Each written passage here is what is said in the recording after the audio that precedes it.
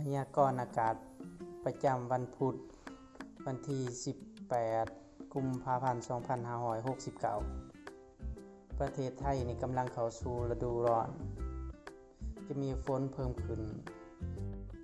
เนื่องจากลมตะวันตกเฉียงใต้นำความชื้นมา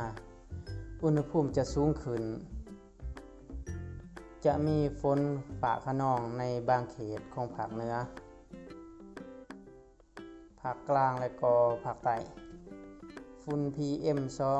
2.5 อยู่ในระดับปานกลางถึงสูงอยู่เขตภาคเหนือและก็ภาคกลาง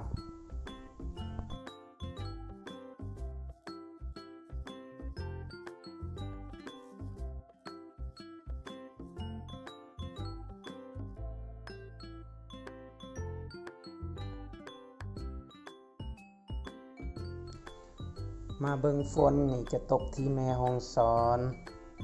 บางพื้นที่ของเชียงใหม่กาญจนบุรีพัทยาประจวบคีรีขันธ์ชุมพรนครศรีธรรมราชพังงาภูเก็ตสงขลายะลานราธิวาส